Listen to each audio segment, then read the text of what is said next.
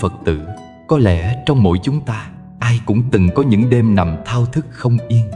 Cả thân đã nằm yên trên giường, nhưng tâm vẫn chạy mãi, hết nghĩ chuyện hôm nay, lại lo chuyện ngày mai. Càng nghĩ, càng mệt, càng lo, càng khổ. Có người từng nói với thầy rằng: "Thưa thầy, con không làm gì cả, chỉ nằm thôi mà đầu con vẫn mỏi." Thầy chỉ mỉm cười và nói: "Vì con không để tâm nghỉ ngơi, nên thân con không bao giờ được nghỉ."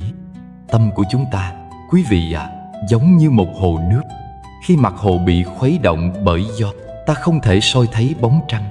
Cũng vậy, khi tâm bị gió của suy nghĩ thổi dậy, ta không thể thấy được bản chất thật của cuộc sống. Thật ra, cuộc đời vốn yên, chỉ có tâm người chưa từng yên. Chúng ta sống giữa thời đại ồn ào, nơi ai cũng bận rộn, lo toan, sợ hãi. Người ta có thể đi hàng ngàn cây số để tìm một nơi bình yên, nhưng lại quên rằng nếu tâm chưa yên thì đi đến đâu cũng vẫn thấy bất an. Bình yên không nằm ở nơi ta đến, mà ở cách ta dừng lại trong chính mình. Đức Phật dạy, tâm dẫn đầu các pháp, tâm làm chủ, tâm tạo tác. Nếu tâm chúng ta nghĩ thiện, nói thiện, làm thiện, thì an lạc liền đến. Nhưng nếu tâm loạn động, đầy vọng tưởng, đầy suy tính, thì dù ở chùa cũng thấy phiền. Có những nỗi khổ không do ai gây ra, mà do chính tâm ta tự kết. Ta nghĩ về điều chưa xảy ra, ta sợ điều chưa đến, ta khổ vì điều không thật. Nỗi khổ ấy, Đức Phật gọi là tự tạo nghiệp tâm, là những gợn sóng trong chính lòng ta. Thầy thường nói với Phật tử, khi một người bị rơi vào dòng nước xoáy, càng vùng vẫy càng chìm. Chỉ khi biết thả lỏng, để nước nâng lên, người ấy mới nổi. Tâm ta cũng vậy. Khi buông được, ta mới thật sự sống. Khi bớt nghĩ, ta mới thật sự thảnh thơi. Hôm nay, trong buổi pháp thoại này, chúng ta sẽ cùng đi qua 10 nấc thang nhận thức để hiểu vì sao nghĩ nhiều sinh khổ, vì sao biết dừng lại thì an lạc, và làm sao để tâm được nghỉ ngơi trong từng hơi thở. Đây không phải là lý thuyết, mà là con đường thực hành, là con đường mà Đức Thế Tôn đã chỉ rõ hơn 2.500 năm trước. Biết rõ tâm, điều phục tâm, ấy là nguồn gốc của giải thoát. Quý Phật tử hãy nhẹ nhàng hít vào biết mình đang hít vào, thở ra biết mình đang thở ra. Đó chính là khởi đầu của an lạc. Không cần làm gì thêm, chỉ cần có mặt thật sự trong giây phút này. Khi ta có mặt trọn vẹn, tâm không còn chạy theo quá khứ, không còn lo về tương lai. Tâm dừng lại, và trong sự dừng lại ấy, khổ đau tan chảy như sương mai dưới ánh nắng. Và bây giờ, Thầy mời quý Phật tử cùng bước vào chương đầu tiên của buổi pháp thoại hôm nay, để tìm hiểu vì sao chúng ta lại nghĩ quá nhiều, và làm thế nào để hiểu rõ gốc rễ của những cơn sóng trong tâm. Thưa quý Phật tử, chúng ta thường tự hỏi, vì sao mình lại nghĩ quá nhiều? Có những lúc ta đang ăn, mà đầu óc lại bận tính toán việc ngày mai. Đang nói chuyện với người thân, mà tâm đã chạy về một ký ức cũ. Đang ngồi trong chùa, nghe tiếng chuông ngân vang, mà tâm vẫn cuộn trào những suy nghĩ miên man. Tâm như một con ngựa bất kham, ta càng muốn nó dừng, nó càng chạy. Càng muốn yên, càng thấy động. Nguyên nhân sâu xa của việc nghĩ nhiều, Đức Phật đã chỉ dạy rất rõ. Trước hết là do lo sợ. Con người sống giữa đời thường luôn lo lắng đủ điều. Lo mất, lo khổ, lo bệnh, lo người khác không thương, lo mình không đủ giỏi, lo ngày mai sẽ ra sao. Cái tâm lo ấy, khi chưa được soi sáng bởi trí tuệ, sẽ khiến ta tưởng rằng chỉ có nghĩ mới giải quyết được khổ. Thế là ta nghĩ đến quên cả hiện tại, nghĩ nhiều đến nỗi tâm kiệt quệ, thân mỏi mệt. Nhưng kỳ thực càng nghĩ, khổ càng sâu. Bởi vì càng lo, ta càng sợ ta càng tạo thêm vọng tưởng. Nguồn gốc thứ hai khiến ta nghĩ nhiều là do chấp ngã. Ta cho rằng mình là trung tâm của mọi việc. Khi ai đó nói điều không hợp ý, ta liền nghĩ họ ghét mình. Khi một việc không như mong muốn, ta nghĩ đời bất công. Cái tôi càng lớn, dòng suy nghĩ càng dày. Chấp ngã là chiếc gương mờ che lấp trí tuệ, khiến ta luôn so đo, hơn thua, phân biệt. Người càng chấp ngã, càng không chịu được sự thay đổi của đời, nên tâm lúc nào cũng dậy sóng. Chúng ta nghĩ nhiều chỉ vì muốn chứng minh mình đúng, muốn được thương, muốn được công nhận. Nhưng chính cái muốn ấy lại là sợi dây trói tâm trong vòng bất an. Nguyên nhân thứ ba là do tham muốn. Người tham ít thì nghĩ ít, người tham nhiều thì nghĩ nhiều. Khi lòng mong cầu không dừng, tâm không thể an. Ta muốn có thêm tiền, thêm danh, thêm tình, thêm sự khen ngợi. Mỗi khi mong cầu không thành, suy nghĩ lại tràn lên như nước lũ. Người càng chạy theo dục vọng, càng dễ bị chính vọng tưởng của mình nhấn chìm. Đức Phật dạy, lòng tham là ngọn lửa thiêu đốt nội tâm. Tham là căn của khổ, vì nó khiến tâm mãi hướng ra ngoài. Mà khi tâm luôn hướng ra, ta đánh mất khả năng quay về. Và nguyên nhân thứ tư, cũng là cốt lõi nhất, thiếu chánh niệm. Khi ta không có mặt trong giây phút này, tâm sẽ tự tìm nơi để trú. Nó trú trong quá khứ để hối tiếc, trú trong tương lai để lo toan.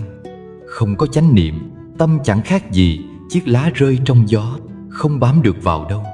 Ta càng thiếu chánh niệm, càng bị vọng tưởng lôi kéo. Đức Phật từng dạy rằng, tâm không có chánh niệm thì như căn nhà không có chủ, ai vào cũng được, và thường là những vị khách phiền não. Ngài còn dạy một câu rất sâu sắc: do tưởng sinh, các pháp sinh; do tưởng diệt, các pháp diệt. Câu nói ấy mở ra một chân lý lớn lao. Khi ta khởi tưởng, tức là tâm bắt đầu sinh ra hình ảnh, cảm xúc, khổ vui, thương ghét. Một niệm tưởng có thể sinh ra cả một thế giới. Khi ta tưởng rằng ai đó ghét mình, ta sẽ thấy lòng khó chịu, mặt họ trở nên lạnh lùng, và tự nhiên mọi hành động của họ ta đều diễn giải theo hướng tiêu cực. Nhưng nếu ta buông tưởng ấy xuống, tâm liền nhẹ như mây tan. Thế giới vốn không đổi, chỉ có tưởng của ta đổi. Do tưởng sinh, các pháp sinh; do tưởng diệt, các pháp diệt. Nghĩa là mọi khổ đau hay an vui đều bắt đầu từ tâm tưởng của ta. Khi ta nuôi dưỡng những tưởng lành, lòng từ bi khởi lên, thế giới liền trở nên đẹp đẽ. Khi ta nuôi dưỡng tưởng xấu, tham sân si nổi dậy, thế giới trở nên đen tối. Mỗi ngày ta sống trong những tưởng do chính mình tạo ra mà không hề hay biết. Tưởng là hạt giống mà cũng là gông cùm. Biết cách dùng, tưởng sẽ giúp ta gieo thiện nghiệp. Dùng sai, tưởng sẽ khiến ta trôi lăn trong luân hồi. Thưa quý Phật tử, khi ta càng bám vào suy nghĩ, ta càng xa rời thực tại. Thực tại luôn đơn giản. Mặt trời chỉ chiếu sáng, hoa chỉ nở, gió chỉ thổi. Nhưng khi tâm xen vào, ta bắt đầu đặt tên, đánh giá, so đo. Thấy hoa nở, ta nghĩ hoa này đẹp hơn hoa kia. Thấy người khác thành công, ta nghĩ mình thua kém. Thấy người kia nói nặng một câu, ta nhớ mãi không quên. Mỗi suy nghĩ như một sợi dây, và khi ta nắm quá chặt, chính ta là người bị trói. Có người hỏi thầy, làm sao để tâm không nghĩ? Thầy đáp, tâm vốn có chức năng nghĩ. Không thể bảo tâm ngừng nghĩ, nhưng có thể học cách biết rằng mình đang nghĩ. Khi ta biết rõ dòng suy nghĩ đang diễn ra, ta đã bước ra khỏi nó. Giống như người đứng trên bờ nhìn dòng sông trôi, không còn bị cuốn theo nước. Chúng ta không thể dừng được gió, nhưng có thể học cách dựng tường. Không thể ngăn mây, nhưng có thể không bám vào mây. Càng bám vào suy nghĩ, ta càng xa thực tại. Càng muốn kiểm soát mọi việc, ta càng đánh mất bình an. Thực tại chỉ có một, nhưng tưởng tượng có vô số. Một việc nhỏ, qua suy nghĩ, có thể trở thành núi to. Một lời nói vô tình, qua tâm chấp, có thể thành mũi dao đâm sâu. Thực tại là một hạt bụi, nhưng vọng tưởng khiến ta thấy nó như ngọn núi. Hãy thử quan sát tâm mình. Khi đang ăn, ta nghĩ về việc khác, ta không biết món ăn có ngon không. Khi đang đi, ta lo về nơi đến, ta không biết đường có đẹp không. Khi đang sống, ta nghĩ về quá khứ, ta không biết mình đang sống. Cả đời ta bận nghĩ mà quên sống. Đó là nguyên nhân sâu xa của khổ đau. Nếu một ngày ta chỉ ngồi yên, thở nhẹ, mỉm cười, chỉ cần có mặt thật sự trong hiện tại, ta sẽ thấy một điều kỳ diệu. Những suy nghĩ kia tự tan như khói. Không cần xua, không cần đuổi, chỉ cần biết. Bởi vì biết là ánh sáng, mà nơi có ánh sáng, bóng tối tự lui. Đức Phật không dạy ta phải diệt hết suy nghĩ. Ngài chỉ dạy ta thấy rõ bản chất của chúng. Tâm vốn như bầu trời, suy nghĩ chỉ như mây. Mây đến rồi đi, nhưng trời vẫn trong. Nếu ta biết nhìn xuyên qua mây, ta sẽ thấy trời. Nếu ta biết nhìn xuyên qua suy nghĩ, ta sẽ thấy tâm mình vốn thanh tịnh. Có người nghe đến đây hỏi: thưa thầy, nếu không nghĩ thì làm sao sống, làm sao làm việc? Thầy đáp: không phải không nghĩ, mà là không bị nghĩ. Khi tâm trong sáng, trí tuệ phát sinh, và mọi suy nghĩ lúc ấy đều sáng suốt, đều thiện lành. Nghĩ nhiều vì sợ hãi, đó là vọng tưởng. Nghĩ vừa đủ để hành thiện, đó là trí tuệ. Tâm có trí tuệ không bao giờ mệt, vì nó biết dừng đúng lúc. Thưa quý Phật tử, mỗi khi ta bớt nghĩ, tâm như được nghỉ ngơi. Giống như người gánh nặng cả ngày, chỉ cần buông gánh xuống, vai liền nhẹ. Khổ đau không ở việc gánh, mà ở chỗ ta không chịu đặt gánh xuống. Tâm cũng vậy, nó không cần trốn đợi, chỉ cần buông bớt vọng tưởng là đã an rồi. Người xưa có câu: đời không khổ, chỉ khổ vì tâm. Tâm không mệt, chỉ mệt vì nghĩ. Khi ta hiểu điều này, ta sẽ biết trân trọng từng hơi thở, từng khoảnh khắc đang sống. Bởi mỗi hơi thở có mặt trong chánh niệm chính là một bước trở về. Một bước trở về là một bước an. Cho nên, để giải thoát khỏi những suy nghĩ triền miên, ta không cần trốn vào núi, không cần đóng cửa tu, mà chỉ cần mở tâm ra nhìn rõ chính mình. Mỗi lần tâm vọng khởi, ta chỉ cần mỉm cười: ta đang nghĩ. Cười một nụ, tâm liền lắng xuống. Một hơi thở chánh niệm, tâm liền an. Vì sao con người nghĩ quá nhiều? Bởi họ quên rằng mình có quyền dừng. Họ cứ tưởng phải nghĩ mới sống được, phải lo mới yên lòng, phải toan tính mới an toàn. Nhưng thật ra, khi biết dừng mới thật sự bắt đầu sống. Thưa quý Phật tử, khi ta nhận ra căn nguyên của việc nghĩ nhiều là do lo sợ, do chấp ngã, do tham cầu và thiếu chánh niệm, thì ta cũng nhận ra rằng khổ đau không phải là kẻ thù, mà là tiếng chuông tỉnh thức. Mỗi lần thấy mình nghĩ quá nhiều, hãy coi đó là cơ hội để quay về, để lắng nghe hơi thở, để nhớ rằng trong phút giây này ta vẫn còn đây, vẫn còn sống, vẫn còn cơ hội để an vui. Khi hiểu được điều này, ta bước sang nấc thang tiếp theo của nhận thức. Làm sao để đối diện với cái giá của việc nghĩ nhiều và học cách nhìn rõ khổ đau mà không còn bị nó cuốn trôi? Thưa quý Phật tử, chúng ta thường nói rằng mệt mỏi không đến từ việc làm quá nhiều, mà từ việc nghĩ quá nhiều. Khi tâm con người bị trói trong những dòng suy nghĩ không dứt, thân thể sẽ yếu mòn, hơi thở trở nên nặng nề, và giấc ngủ cũng chẳng còn yên. Có người ngồi yên một chỗ, không lao động gì, nhưng đầu óc lại như đang gánh cả 100.000 cân đá. Suy nghĩ chồng chất, lo toan nối tiếp, quá khứ và tương lai cùng chen lấn trong khoảnh khắc hiện tại. Chính lúc ấy, tâm đã biến thành nhà tù, và ta trở thành kẻ giam mình trong ngục thất do chính mình dựng. Nên, người nghĩ nhiều dễ sinh lo âu, vì trong đầu họ lúc nào cũng có một giọng nói thì thầm: lỡ như mai này thất bại thì sao? Lỡ ai đó hiểu lầm mình thì sao? Lỡ mất đi người thân thì sao? Cứ thế, từng ý nghĩ như từng con sóng xô nhau vào bờ tâm thức. Sóng sau chưa tan, sóng trước đã nổi, khiến mặt hồ nội tâm chẳng khi nào yên. Cái lo không đến từ hoàn cảnh, mà đến từ sự tưởng tượng. Khi tâm thiếu chánh niệm, con người không sống với cái đang là, mà sống với cái có thể sẽ xảy ra. Càng tưởng tượng, nỗi sợ càng lớn, và chính nỗi sợ ấy dần dần ăn mòn niềm vui sống. Rồi từ lo âu sinh ra mệt mỏi, bởi mỗi suy nghĩ tiêu tốn năng lượng như một ngọn lửa đốt cháy nhiên liệu. Tâm càng suy nghĩ, thân càng hao tổn. Khi đầu óc quay cuồng, cơ thể không thể thư giãn. Cơ vai co cứng, ngực nghẹn thở, tim đập nhanh. Người càng suy nghĩ nhiều, càng dễ mất ngủ. Mắt nhắm lại mà đầu vẫn chưa chịu nghỉ. Những câu chuyện tưởng tượng cứ tiếp tục trong đêm.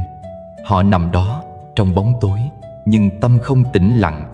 Thân muốn nghỉ, mà tâm thì vẫn đi mãi về những miền không thực. Có người nói rằng con thấy đầu con như cái chợ, lúc nào cũng ồn ào. Thật ra, chợ ấy chẳng ai khác ngoài những ý nghĩ. Khi ta còn tin vào mọi lời của tâm mình, ta còn khổ. Chỉ khi thấy được rằng suy nghĩ cũng như đám mây bay qua, không cần giữ, không cần đuổi, ta mới biết thế nào là tự do. Đức Phật từng dạy, khổ đau không nằm ở cảnh, mà ở cách ta nhìn về cảnh. Cảnh là cảnh, chỉ có tâm phán xét, gán nghĩa, bám chấp, rồi tự biến nó thành nguyên nhân của khổ đau. Thầy muốn kể cho quý Phật tử nghe một câu chuyện nhỏ. Ngày xưa có một người gánh một túi đá rất nặng trên vai. Mỗi viên đá tượng trưng cho một mối lo, một ký ức, một nỗi sợ. Anh ta đi suốt ngày, mồ hôi nhễ nhại, vai trĩu nặng, mà chẳng hiểu vì sao mình mệt đến thế. Một hôm có người đi ngang hỏi: "Anh đang mang gì thế?"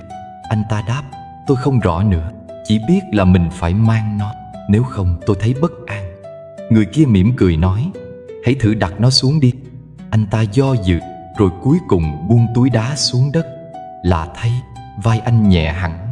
Gió thổi qua, anh mới thấy bầu trời trong hơn, đôi chân cũng nhẹ hơn. Anh bật cười, nhận ra bao năm qua, cái khiến anh mệt không phải túi đá, mà là nỗi sợ mất nó. Câu chuyện ấy cũng là đời sống của chúng ta. Tâm ta chính là người đang mang túi đá. Càng nghĩ nhiều, gánh càng nặng. Mỗi suy nghĩ tiêu cực như một viên đá nhét thêm vào trong. Càng lo, càng chấp, càng chất chứa, tâm càng đè nặng chính mình. Khi buông xuống, mọi khổ liền tan. Nhưng để buông được, trước hết phải thấy mình đang mang. Nhiều người hỏi: "Thưa thầy, làm sao để hết khổ khi cuộc đời vẫn còn đầy sóng gió?" Thầy mỉm cười và đáp: "Không phải dừng sống, mà là học cách đứng yên giữa sóng. Sóng là cảnh, là cuộc đời. Cách ta nghĩ mới là gió. Nếu gió tâm thổi mạnh, sóng cảnh càng cao. Nếu tâm yên, sóng cũng yên. Nghĩ nhiều là tạo gió, buông nghĩ là trở về mặt hồ phẳng lặng." Khi ta suy nghĩ quá nhiều về một người, ta bắt đầu tự dệt câu chuyện. Từ một hành động nhỏ, ta tưởng ra trăm ngàn ý nghĩa. Từ một lời nói vô tình, ta tưởng thành tổn thương. Càng tưởng, càng xa thực tại. Thực tại vốn đơn giản. Người ta nói một câu, chỉ là một câu. Nhưng khi ta thêm vào cảm xúc, diễn giải, phán xét, thì câu ấy trở thành vết dao trong lòng. Nghĩ nhiều là sống trong lớp vỏ tưởng tượng, không phải trong sự thật. Mà như Đức Phật đã dạy: do tưởng sinh, các pháp sinh; do tưởng diệt, các pháp diệt. Thưa quý Phật tử, cái khổ không đến từ bên ngoài, mà từ tâm chấp thụ. Khi ta tưởng mình đang kiểm soát cuộc đời bằng suy nghĩ, thật ra ta đang để suy nghĩ kiểm soát mình. Tâm bận rộn không phải dấu hiệu của trí tuệ, mà là dấu hiệu của loạn động. Người trí tuệ là người biết nghĩ khi cần và biết dừng khi đủ. Còn người chưa tỉnh thì để tâm nghĩ suốt, ngay cả những điều không thể thay đổi. Có khi ta đang nấu cơm mà đầu lại nghĩ về công việc, đang ăn lại lo cho ngày mai, đang ngồi bên người thân, tâm lại nhớ chuyện đã qua. Mỗi giây phút trôi đi, ta không sống thật với nó, vì tâm luôn đi lang thang. Càng lang thang, càng mệt, càng mệt, càng nghĩ nhiều hơn. Đó là vòng luẩn quẩn của khổ đau. Thầy muốn quý Phật tử nhớ rằng, khổ không ở cảnh, mà ở cách ta nghĩ về cảnh.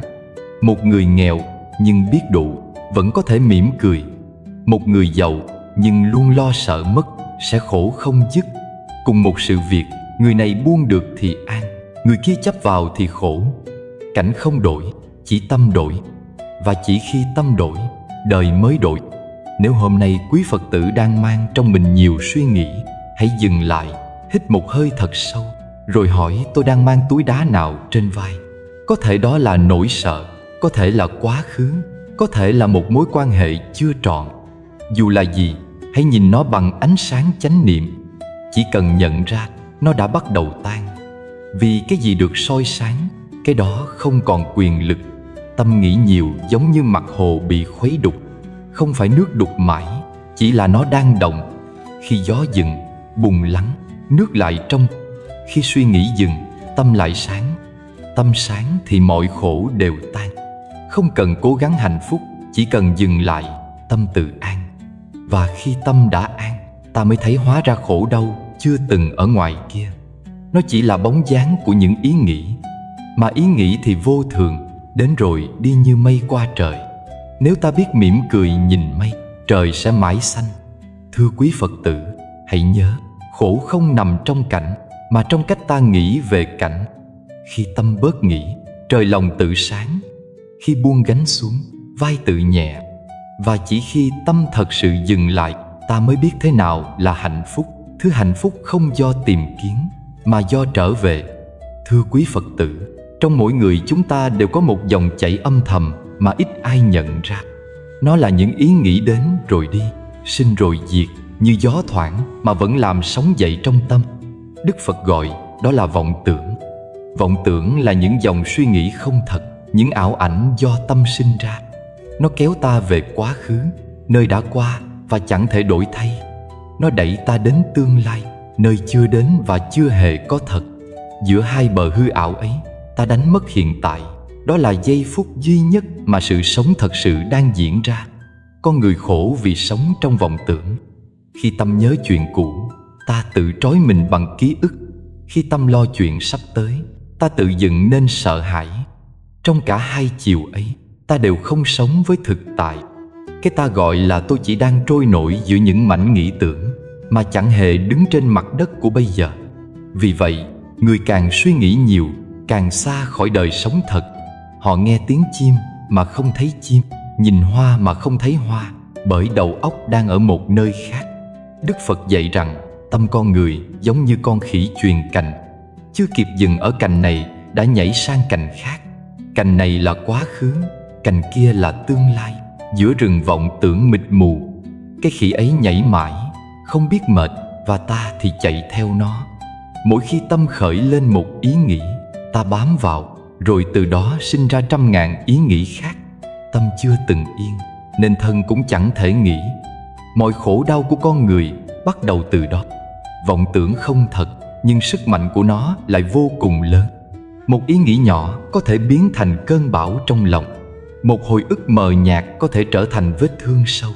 Người chưa tỉnh nhìn vọng tưởng như thật nên bị nó kéo đi. Giống như người đang mơ, trong giấc mơ gặp hổ thì sợ hãi, tỉnh dậy mới biết chẳng có con hổ nào cả. Cũng vậy, trong cơn mộng của vọng tưởng, ta thấy mình khổ, thấy đời bất công, thấy người khác hại ta, mà chẳng biết tất cả chỉ là tâm đang dệt. Thầy từng gặp một Phật tử nói rằng, con cứ nghĩ mãi về một chuyện cũ, càng nghĩ càng khổ, biết là vô ích mà vẫn không dừng được. Thầy hỏi vậy, khi con đang nghĩ, con có biết là mình đang nghĩ không? Cô ấy im lặng hồi lâu rồi gật đầu. Thưa thầy, đôi lúc con nhận ra, nhưng chỉ sau khi đã trôi đi rất xa. Thầy mỉm cười và nói, chính khoảnh khắc con nhận ra mình đang nghĩ là con đã bắt đầu tỉnh. Đó là điều quan trọng nhất trên con đường tu tập. Không phải diệt hết suy nghĩ, mà là biết mình đang suy nghĩ. Không phải xua đuổi vọng tưởng, mà là nhận diện nó. Khi ánh sáng chánh niệm chiếu tới, bóng tối vọng tưởng không còn chỗ trú. Giống như khi ta bật đèn, bóng đêm tự tan. Vọng tưởng cũng vậy, không cần đuổi, chỉ cần thấy. Thấy là đủ, vì thấy tức là tỉnh, mà tỉnh thì không còn bị lôi kéo. Trong từng hơi thở, từng bước đi, nếu ta biết mình đang thở, đang bước, thì đó là giây phút tỉnh thức. Còn nếu ta đang thở mà tâm nghĩ chuyện khác, đang bước mà tâm chạy theo quá khứ, thì đó là vọng tưởng. Cái khổ của đời không đến từ việc ta suy nghĩ, mà từ việc ta không biết mình đang nghĩ. Cũng như người lạc trong rừng mà không biết mình đang lạc thì không thể tìm đường ra. Khi ta biết mình đang lạc, chính là lúc ta bắt đầu trở về. Vọng tưởng khiến ta mất năng lượng và đánh mất niềm tin vào chính mình. Nó khiến ta tin rằng hạnh phúc nằm ở một nơi khác, trong một ngày khác, ở một người khác. Nó thì thầm rằng ta chưa đủ, rằng ta cần thêm điều này, điều kia mới có thể vui. Nhưng thật ra, vọng tưởng chỉ là trò lừa của tâm. Nó khiến ta chạy suốt đời mà chẳng bao giờ tới đích. Đức Phật dạy hạnh phúc không ở đâu xa, mà ở trong giây phút hiện tại, nơi tâm an trú, không chạy theo, không chạy trốn. Một người đang đi giữa đường, nếu tâm họ ở với bước chân, họ cảm được sự sống. Nhưng nếu tâm họ đang nghĩ về chuyện quá khứ, thì thân đi mà hồn không có mặt. Họ bỏ lỡ từng giây phút quý báu. Khi tâm đi vắng, khổ liền sinh. Khi tâm trở về, khổ liền tan. Bởi khổ đau không nằm trong hoàn cảnh, mà trong sự vắng mặt của tỉnh thức. Thầy muốn quý Phật tử tưởng tượng một chiếc hồ phẳng lặng. Khi gió nổi, mặt hồ dậy sóng, hình ảnh phản chiếu trở nên méo mó. Khi gió lặng, hồ lại trong. Vọng tưởng chính là gió, còn tâm là hồ. Cảnh vật bên ngoài vẫn như thế, chỉ là gió trong tâm khiến ta thấy méo mó, rồi sinh khổ. Khi ta nhận ra gió đang thổi là ta có thể dừng lại, hít một hơi để hồ lắng xuống. Khi ấy, hình ảnh trở lại trong veo và ta thấy mọi thứ đúng như nó là. Có người hỏi: thưa thầy, làm sao để biết đâu là vọng tưởng, đâu là thực? Câu trả lời rất giản dị. Thực là cái đang có mặt trong hiện tại. Vọng tưởng là cái không ở đây. Mọi ý nghĩ kéo ta rời khỏi bây giờ đều là vọng tưởng. Khi tâm ở trong hiện tại, ta sẽ cảm thấy nhẹ nhàng, yên ổn. Khi tâm bị kéo đi, ta thấy căng thẳng, rối rắm. Chỉ cần lắng nghe cảm nhận của thân tâm, ta sẽ biết mình đang ở đâu. Đôi khi, quý Phật tử ngồi thiền, niệm Phật hay tụng kinh mà tâm vẫn vọng động. Điều đó không sai, vì bản chất của tâm là chuyển động. Nhưng đừng cố gắng ép nó dừng. Hãy chỉ cần thấy nó đang chuyển. Giống như ta ngồi bên dòng sông, nhìn nước trôi. Không cần chặn dòng, chỉ cần biết nó đang chảy. Khi ta đủ bình thản để nhìn, dòng nước ấy sẽ tự trở nên hiền hòa. Khi ta không còn sợ vọng tưởng, nó sẽ dần yếu đi. Trong Kinh Pháp Cú, Đức Phật dạy rằng tâm khó giữ, nhẹ nhàng, chạy theo ý muốn. Người trí giữ tâm, tâm an, an vui. Giữ tâm không phải là cột chặt tâm, mà là giữ bằng tỉnh thức.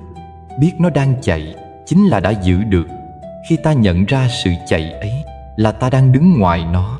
Còn khi ta bị cuốn theo là ta đã quên mình. Thưa quý Phật tử, con đường giải thoát bắt đầu từ một khoảnh khắc nhỏ. Biết mình đang nghĩ, một niệm giác sinh, muôn vọng tưởng liền tan. Không cần dừng dòng sông, chỉ cần trở thành người quan sát. Không cần xua mây, chỉ cần biết trời vẫn còn xanh. Khi tâm sáng, vọng tưởng không còn quyền lực. Khi tịnh, khổ đau không còn chỗ bám. Mỗi lần vọng tưởng khởi lên, thay vì ghét bỏ nó, hãy mỉm cười. Hãy nói trong lòng: ta biết ngươi rồi. Chỉ thế thôi, nó sẽ yếu dần.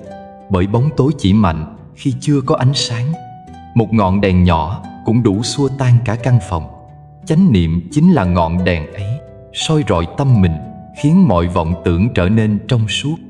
Và rồi, quý Phật tử sẽ nhận ra rằng đằng sau tất cả những lớp vọng tưởng ấy vẫn có một phần tâm không bao giờ động. Đó là phần tĩnh lặng, trong sáng, nguyên vẹn từ bao đời. Nó không sinh, không diệt, không đến, không đi. Khi ta sống với phần tâm ấy, ta tự do. Khi ta quên nó, ta khổ.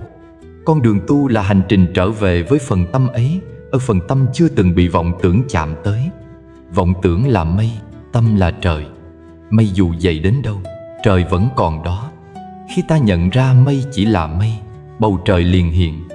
Cũng vậy, khi ta thấy vọng tưởng chỉ là những ý nghĩ không thật, tâm liền sáng. Không cần tìm đâu xa, hạnh phúc đã ở ngay trong giây phút ta biết mình đang nghĩ. Và chính khi ấy, khổ đau đã bắt đầu tan. Thưa quý Phật tử, khi đi qua nửa đời người, có lẽ ai trong chúng ta cũng từng một lần tự hỏi: vì sao càng cố chạy, lòng càng mệt? Vì sao càng lo toan, càng thấy chẳng đến đâu? Đó là bởi ta chưa từng biết cách dừng. Con người thời nay quen với việc làm, với việc chạy, với việc nắm giữ, nhưng lại quên mất rằng hạnh phúc thật sự bắt đầu từ một khoảnh khắc dừng lại.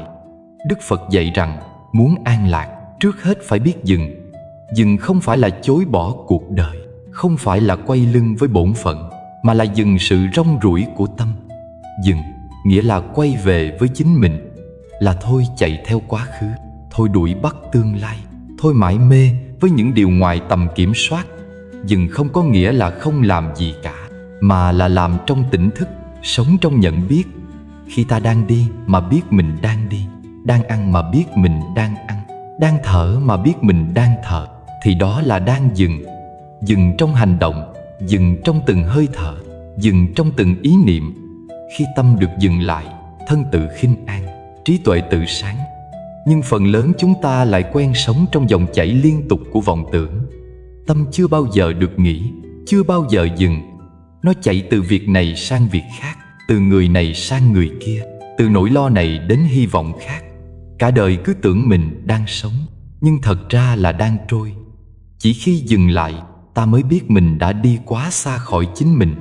Đức Phật dạy, muốn quay về an trú trong hiện tại, hãy bắt đầu từ hơi thở. Hơi thở là sợi dây nối ta với sự sống, là chiếc cầu đưa tâm trở về thân. Khi ta biết mình đang hít vào, biết mình đang thở ra, tâm đã bắt đầu có mặt. Và khi tâm có mặt, khổ đau không còn chỗ bám. Vì khổ đau chỉ sinh khi ta quên mình, khi ta để tâm răm rủi. Bài thực tập này đơn giản lắm, nhưng kỳ diệu vô cùng. Hít vào, biết mình đang hít vào. Thở ra, biết mình đang thở ra. Hít vào, thân an. Thở ra, tâm tĩnh. Chỉ cần như thế, ta đã dừng lại được rồi. Không cần cố gắng diệt vọng tưởng, không cần xua đuổi suy nghĩ, chỉ cần trở về với hơi thở. Hơi thở không phán xét, không yêu ghét. Nó chỉ đơn giản là khi ta nương vào hơi thở, tâm trở nên mềm mại, tự nhiên. Nhiều người nói rằng họ không thể dừng lại vì còn quá nhiều việc phải làm. Nhưng dừng không phải là ngừng làm việc, mà là dừng sự rối loạn trong tâm khi làm việc. Một người vẫn có thể làm rất nhiều, nhưng vẫn an. Bởi vì trong từng hành động, họ luôn có mặt. Giống như khi ta rót nước, chỉ rót nước. Khi ta nghe, chỉ nghe. Khi ta mỉm cười, chỉ mỉm cười. Không thêm gì, không bớt gì. Chính đó là dừng. Khi ta dừng, mọi thứ trở nên rõ ràng. Ta bắt đầu thấy nỗi khổ của mình từ đâu mà ra, thấy gốc rễ của những cơn giận, thấy sự bất an trong lòng chỉ là kết quả của việc chạy theo những điều không thật. Khi dừng, tâm không còn chạy. Khi tâm không chạy, lòng bắt đầu an. Sự an ấy không do người khác đem đến, mà tự nở ra từ bên trong. Giống như mặt nước ngừng dao động, đáy hồ tự hiện. Thầy muốn kể một câu chuyện nhỏ. Có một người chạy mãi trong rừng, hoảng loạn vì bị một con thú đuổi theo. Anh ta cứ chạy, thở hổn hển, nhìn quanh không thấy ai giúp. Đến khi kiệt sức, anh ngã xuống. Nhìn lại thì phát hiện chẳng có con thú nào cả. Cái đuổi theo anh là tiếng vọng của bước chân chính mình. Cuộc đời nhiều khi cũng vậy. Chúng ta tự tạo ra nỗi sợ, rồi chạy trốn nó. Khi dừng lại, ta mới nhận ra rằng chẳng có gì đáng sợ. Dừng là hành động của trí tuệ. Người dừng được là người đã bắt đầu thấy. Dừng để quan sát, để hiểu, để thương. Khi ta dừng lại giữa một cơn giận, ta sẽ thấy ngọn lửa trong mình đang bùng lên. Nếu tiếp tục chạy theo nó, ta sẽ nói lời khiến người khác tổn thương. Nhưng nếu chỉ cần dừng, hít một hơi, thở một hơi, ta sẽ thấy cơn giận tan dần. Bởi không có nhiên liệu, lửa không thể cháy lâu. Khi dừng, ta trở nên dịu dàng với chính mình. Ta không còn muốn thắng thua, hơn thua, phải trái. Ta chỉ muốn lắng nghe, muốn hiểu.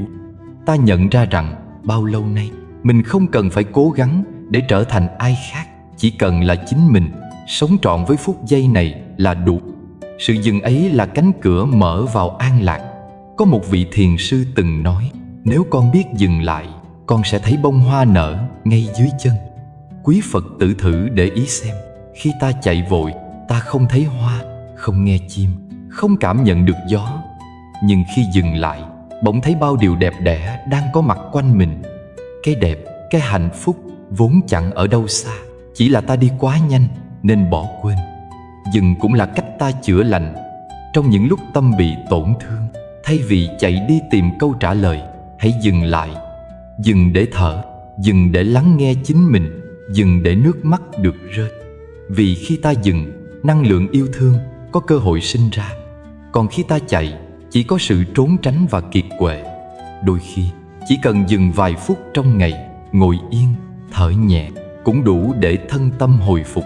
Không cần đi xa, không cần nghi lễ phức tạp, chỉ cần quay về hơi thở. Hơi thở là chiếc thuyền, tâm là hành khách, và bến bờ an lạc luôn ở ngay đây. Thưa quý Phật tử, thế gian này vốn ồn ào, càng ngày càng nhanh.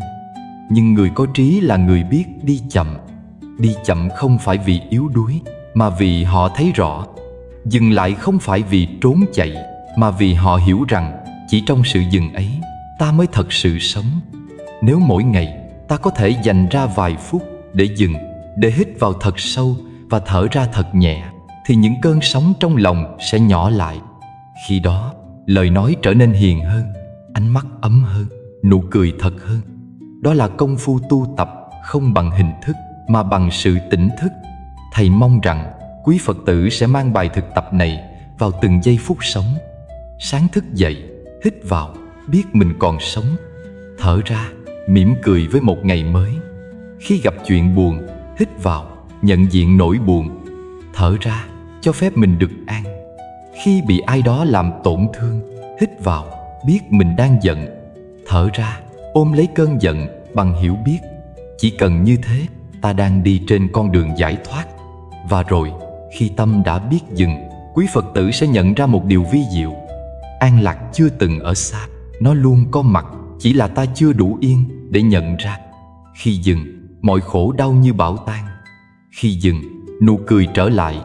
Khi dừng, lòng trở về. Và chính giây phút ấy, hạnh phúc hiện tiền. Thưa quý Phật tử, trong cuộc sống đầy biến động này, có một ngọn đèn mà Đức Phật đã chỉ cho chúng ta. Đó là ánh sáng của chánh niệm. Khi còn thiếu ánh sáng ấy, tâm ta như căn nhà không đèn. Mọi vật trong đó đều trở nên lẫn lộn, khó phân biệt. Nhưng khi chánh niệm được thắp lên, bóng tối tan đi, và ta bắt đầu thấy rõ từng chuyển động nhỏ của tâm mình. Chánh niệm là năng lượng của sự tỉnh thức, là khả năng biết rõ những gì đang diễn ra trong giây phút hiện tại, không phán xét, không dính mắc. Khi tâm có chánh niệm, từng ý nghĩ, từng cảm xúc đều hiện lên rõ ràng như mặt trăng soi bóng nước. Ta thấy nghĩ này đang đưa mình đến bình an hay đang kéo mình về phiền não. Cũng cùng một hoàn cảnh, nhưng người có chánh niệm sẽ mỉm cười, còn người không chánh niệm thì lo âu, sợ hãi. Vì vậy, điều quan trọng không phải là cảnh bên ngoài ra sao, mà là ta đang thấy cảnh ấy bằng tâm nào. Đức Phật dạy rằng chánh niệm là con đường đưa đến hết khổ. Bởi khi ta thật sự tỉnh thức, khổ không còn nơi bám víu. Có nhiều người nghĩ rằng chánh niệm là điều gì đó cao siêu, chỉ dành cho người tu. Nhưng thật ra, chánh niệm có thể được thực tập trong từng hơi thở, từng bước chân, từng việc rất nhỏ của đời sống thường nhật. Khi ta rửa chén mà biết mình đang rửa chén, khi ta ăn cơm mà biết mình đang ăn cơm, đó đã là chánh niệm. Cái biết ấy khiến tâm ta an trú trong hiện tại, không bị kéo đi bởi những suy nghĩ quá khứ hay lo lắng tương lai. Và chính trong giây phút đó, khổ đau không có cửa để bước vào. Thưa quý Phật tử, chúng ta thường bị thói quen của tâm dẫn dắt. Tâm thích nghĩ ngợi, thích chạy nhảy, thích phán xét. Nó tạo ra hàng ngàn ý nghĩ trong một ngày, và đa phần những ý nghĩ ấy chỉ là vọng tưởng. Chánh niệm giống như người giữ cửa, canh chừng từng dòng suy nghĩ đi qua. Khi một ý nghĩ sinh khởi, ta nhận ra ngay. Khi một cảm xúc trồi lên, ta biết rõ. Cái biết đó chính là sự tự do. Bởi khi ta biết, ta không còn bị cuốn đi. Khi ta thấy, ta không còn bị trói buộc. Nếu không có chánh niệm, tâm ta giống như con thuyền nhỏ trôi giữa sóng to gió lớn, hết bị cuốn về phía này, lại bị kéo về phía kia. Nhưng khi có chánh niệm, con thuyền ấy có bánh lái, có phương hướng. Dù sóng có nổi lên, ta vẫn có thể giữ thăng bằng. Một người có chánh niệm sẽ không bị suy nghĩ điều khiển, mà dùng suy nghĩ như một công cụ. Khi cần suy nghĩ, họ suy nghĩ. Khi không cần, họ dừng lại được. Chính khả năng dừng, đó là tự do đích thực. Chánh niệm còn có khả năng chữa lành. Khi ta soi sáng vào tâm mình, ta bắt đầu nhận ra những hạt giống khổ đau đang tồn tại. Có thể là hạt giống sợ hãi, hạt giống sân hận, hay hạt giống lo lắng. Ta không cần xua đuổi chúng, chỉ cần nhìn sâu vào chúng bằng năng lượng chánh niệm. Ánh sáng ấy sẽ làm tan dần màn tối. Giống như khi ta mang ngọn đèn vào căn phòng tối, ta không cần đánh đuổi bóng tối ra ngoài, chỉ cần thắp sáng, bóng tối tự biến mất. Thưa quý Phật tử, chánh niệm không chỉ là thấy biết, mà còn là thương yêu. Khi ta nhìn một người với chánh niệm, ta thấy họ đang khổ, đang sợ, đang lạc lối. Từ cái thấy đó, tâm tự khởi sinh. Khi ta nghe một người bằng chánh niệm, ta nghe không phải để phản ứng, mà để hiểu. Khi ta nói bằng chánh niệm, lời nói trở nên dịu dàng, có khả năng chữa lành. Mỗi hành động nhỏ trong đời sống, nếu được nuôi dưỡng bằng chánh niệm, đều trở thành thiền. Nhiều người làm sao để có chánh niệm khi công việc bận rộn, cuộc đời quá nhiều lo toan? Câu trả lời nằm ngay trong chính sự bận rộn ấy. Khi ta rửa một chén, hãy rửa với tâm tĩnh lặng. Khi ta đi giữa phố đông, hãy bước với hơi thở bình an. Khi ta nói chuyện với ai, hãy lắng nghe bằng trọn vẹn sự có mặt. Chánh niệm không phải trốn khỏi cuộc đời, mà là có mặt trọn vẹn trong cuộc đời ấy. Chúng ta vẫn sống, vẫn làm việc, nhưng trong từng hành động đều có sự tỉnh thức. Có một thiền sinh từng hỏi vị thầy: "Thưa thầy, con thực tập chánh niệm đã lâu mà vẫn còn phiền não, con phải làm sao?" Thầy mỉm cười nói: "Con không cần tìm cách hết phiền não, chỉ cần tiếp tục biết mình đang có phiền não. Khi biết, phiền não tan; khi chưa biết, phiền não tăng." Lời dạy ấy đơn giản mà sâu sắc. Chánh niệm không làm ta hết khổ ngay, nhưng nó giúp ta nhìn khổ với con mắt hiểu biết, và từ hiểu biết, khổ tự hóa giải. Thưa quý Phật tử, một người có chánh niệm là người biết dừng lại trước khi nói, trước khi hành động, trước khi suy nghĩ. Họ biết tự hỏi, lời này nói ra có gây khổ cho ai không? Việc này làm có nuôi dưỡng hạnh phúc không? Suy nghĩ này có ích cho tâm mình không? Chỉ cần một giây dừng lại như thế, ta đã khác rất xa với chính mình của ngày hôm qua. Đó là giây phút trí tuệ bắt đầu tỏa sáng. Và rồi, khi chánh niệm trở thành hơi thở tự nhiên, ta không còn phải cố gắng nữa. Tâm tự nhiên sáng, như mặt hồ phẳng lặng soi bóng trăng. Lúc ấy, suy nghĩ vẫn đến, nhưng không còn làm ta khổ. Cảm xúc vẫn sinh, nhưng không làm ta động. Ta sống giữa đời, nhưng lòng vẫn bình an. Đức Phật từng dạy, chánh niệm là con đường đưa đến hết khổ. Bởi trong chánh niệm không còn chỗ cho vô minh, mà chỉ còn ánh sáng của trí tuệ và tình thương. Thưa quý Phật tử, chúng ta hãy bắt đầu ngay từ hôm nay. Hãy thử một ngày sống trong chánh niệm. Buổi sáng thức dậy, biết mình đang thở. Khi ăn, biết mình đang ăn. Khi nói, biết mình đang nói. Khi suy nghĩ, biết mình đang suy nghĩ. Chỉ cần vậy thôi, cuộc đời đã đổi khác. Vì khi ta tỉnh, tâm an. Khi tâm an, khổ không còn chỗ bám. Chánh niệm chính là chiếc chìa khóa mở cửa tự do, là ánh đèn soi sáng con đường trở về với chính mình. Và khi ấy, chúng ta mới thật sự hiểu rằng bình an không nằm ở đâu xa, mà ngay trong từng hơi thở, từng khoảnh khắc biết mình đang sống. Thưa quý Phật tử, khi nói đến hai chữ buông xả, nhiều người nghĩ ngay đến việc rời bỏ, trốn tránh hay sống lười nhác, không màng thế sự. Nhưng thật ra, buông xả trong tinh thần Phật dạy không phải là bỏ đời, mà là sống giữa đời mà tâm không dính mắc. Buông không có nghĩa là buông bỏ công việc, buông bỏ gia đình hay trách nhiệm, mà là buông những ràng buộc trong tâm. Bởi chính những sợi dây vô hình trong tâm ấy mới là nguyên nhân làm chúng ta khổ đau, chứ không phải thế gian bên ngoài. Đức Phật từng dạy rằng người biết buông là người biết sống. Vì sao? Vì khi ta không buông, ta bị trói. Mà khi tâm bị trói, tự do không còn. Tất cả khổ đau trong đời đều bắt đầu từ sự nắm giữ. Chúng ta nắm giữ danh vọng nên sợ mất, nắm giữ tình cảm nên sợ đổi thay, nắm giữ ý kiến của mình nên sinh ra tranh cãi. Càng nắm chặt càng đau, giống như người cầm một sợi dây, càng kéo mạnh, tay càng rớm máu. Nhưng khi ta nhẹ nhàng buông ra, nỗi đau lập tức tan biến. Buông xả không phải là hành động bên ngoài, mà là sự chuyển hóa bên trong. Có những người vẫn sống giữa chợ đời, vẫn làm việc, vẫn gánh vác, nhưng tâm họ an nhiên, vì họ làm mà không chấp. Cũng có người chẳng làm gì, nhưng tâm vẫn đầy lo toan, vì họ chưa biết buông. Vậy buông không nằm ở việc ta làm hay không làm, mà ở chỗ tâm ta có dính mắc hay không. Khi tâm biết buông, thì giữa dòng đời cuộn xoáy, ta vẫn thông dong. Thưa quý Phật tử, có một câu chuyện giản dị mà sâu sắc. Một người đến gặp vị thiền sư, than rằng cuộc đời ông quá nặng nề, gánh lo âu không dứt. Thiền sư không nói gì, chỉ đưa cho ông một tách trà đầy trà. Nước nóng rót ra, chảy tràn xuống bàn. Người đàn ông vội nói: "Thưa thầy, tách đầy rồi, đừng rót nữa." Vị thiền sư mỉm cười, nói: "Tâm ông cũng như tách trà này, đã đầy những suy nghĩ, đầy lo lắng, đầy chấp trước.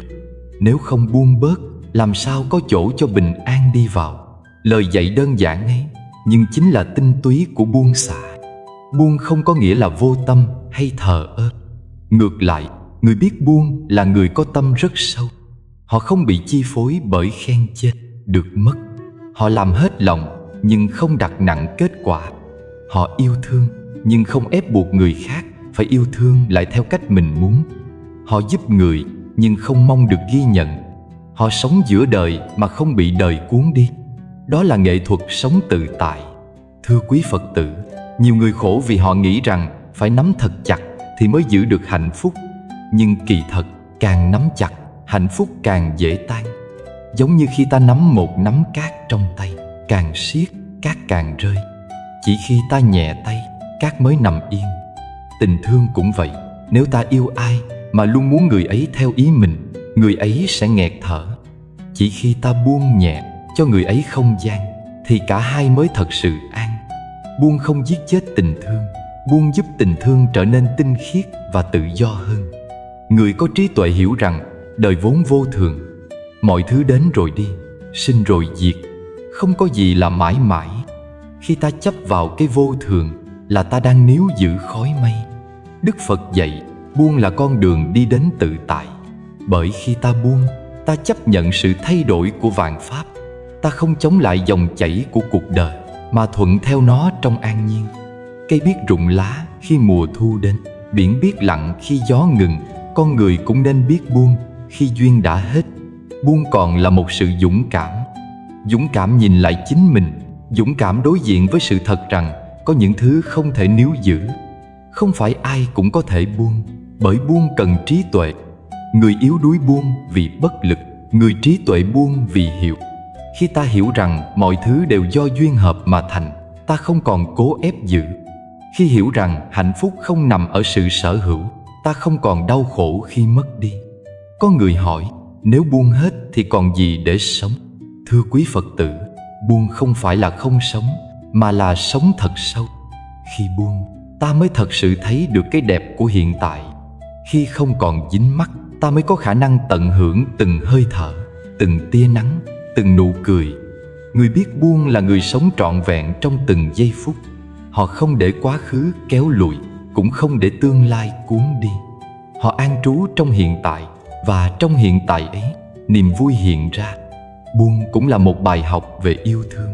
Khi ta buông được những định kiến, ta bắt đầu hiểu người khác hơn. Khi ta buông được cái tôi, ta bớt tranh chấp. Khi ta buông được sự hơn thua, lòng từ bi khởi sinh. Buông giúp ta mở rộng trái tim, không còn giới hạn bởi bản ngã. Người biết buông không lạnh lùng, họ chỉ không để tâm bị trói buộc bởi những điều vô nghĩa. Họ sống giản dị, chân thật, nhưng bên trong lại đầy sâu sắc. Thưa quý Phật tử, buông không thể học chỉ bằng lời, mà phải thực tập mỗi ngày. Khi ai đó nói lời làm ta tổn thương, hãy thử hít một hơi thật sâu và buông. Khi công việc dồn dập khiến tâm ta căng thẳng, hãy ngồi yên, thở và buông. Khi thấy lòng mình muốn tranh cãi để chứng minh đúng sai, hãy dừng lại, cười và buông. Mỗi lần buông là một lần ta trở về với chính mình. Mỗi lần buông là một bước trên con đường tự do. Đến một lúc nào đó, khi buông trở thành thói quen, ta sẽ thấy cuộc đời này nhẹ lắm. Những điều từng khiến ta đau, giờ chỉ là gió thoảng. Những người từng làm ta giận, giờ lại khiến ta thương. Những chuyện từng làm ta rối, giờ chỉ là những gợn sóng nhỏ trên mặt hồ. Khi ấy, ta hiểu rằng buông không phải là mất, mà là được. Được bình an, được tự tại, được sống thật với chính mình. Thưa quý Phật tử, hãy nhớ, buông không phải là bỏ đời, mà là sống giữa đời, mà không để đời cuốn đi. Buông không phải là vô cảm, mà là cảm sâu đến mức không còn bị tổn thương. Buông không phải là yếu đuối, mà là mạnh mẽ đủ để không cần kiểm soát mọi thứ. Và buông cũng không phải là kết thúc, mà là khởi đầu cho một đời sống mới. Đó là đời sống của an nhiên và tự do. Người biết buông là người đi giữa chợ mà tâm như ở chùa, làm giữa đời mà lòng vẫn như đang thiền, cười giữa sóng mà lòng không nghiêng ngã. Buông như thế mới là buông của trí tuệ, là buông của người đã thật sự hiểu đạo. Và khi ta sống được như vậy, thì dù đời có biến động thế nào, ta vẫn mỉm cười, vì trong lòng đã có một bầu trời tự tại. Thưa quý Phật tử, khi nói đến con đường tu tập để làm chủ tâm, Đức Phật đã dạy chúng ta một pháp môn căn bản và sâu sắc, đó là tứ niệm xứ. Trong 4 niệm xứ ấy, có một phần rất quan trọng gọi là quán tâm.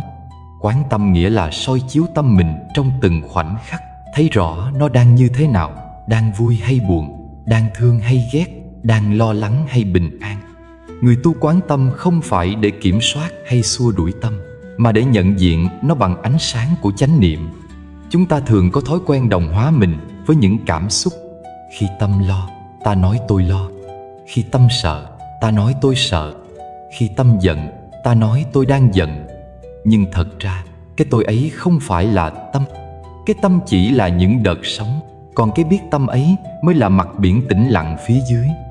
Khi thực hành quán tâm, ta bắt đầu tách được hai điều này ra.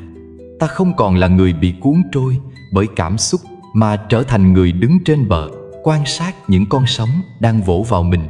Phương pháp quán tâm mà Đức Phật dạy rất giản dị, nhưng vô cùng sâu sắc. Khi tâm lo, chỉ cần biết đây là tâm lo. Khi tâm sợ, biết đây là tâm sợ. Khi tâm giận, biết đây là tâm giận. Khi tâm khởi tham, biết đây là tâm tham.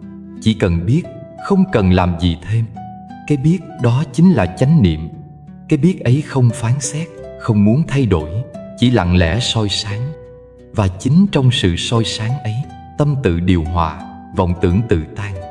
Thưa quý Phật tử, điều kỳ diệu là chánh niệm không cần xua đuổi vọng tưởng. Nó không đánh nhau với vọng tưởng, không tiêu diệt vọng tưởng, mà chỉ soi sáng để vọng tưởng tự mất đi. Giống như khi mặt trời mọc, bóng tối không cần bị đuổi, nó tự tan. Cũng vậy, khi ánh sáng chánh niệm có mặt, những lo âu, sợ hãi, tham lam, sân hận trong ta dần dần tan chảy. Chúng tan không phải vì ta cố ép, mà vì ta nhìn thấy chúng thật rõ. Cái thấy ấy chính là trí tuệ. Thực tập quán tâm không khó, nhưng cần sự kiên nhẫn. Tâm ta giống như một dòng sông chảy xiết. Nếu ta cố chặn nó lại, nó sẽ càng dâng cao và cuộn trào. Nhưng nếu ta chỉ ngồi yên bên bờ, quan sát, lắng nghe, dần dần dòng sông ấy sẽ lắng lại. Khi ta biết tâm đang nghĩ, tâm đang lo, tâm đang nhớ, chỉ cần biết thôi, đừng phán xét, đừng trách móc. Bởi càng chống lại, tâm càng dao động, càng cố gắng diệt trừ, vọng tưởng càng mạnh. Nhưng khi ta chỉ nhận diện với thái độ an nhiên, nó mất năng lượng để tồn tại. Một người hành thiền quán tâm giỏi không phải là người không còn suy nghĩ, mà là người thấy rõ từng suy nghĩ đang sinh khởi. Khi một niệm tham vừa lóe lên, họ thấy. Khi một niệm sân vừa hiện, họ thấy. Khi một niệm buồn, một niệm thương, một niệm giận, một niệm nghi ngờ sinh khởi, họ đều thấy.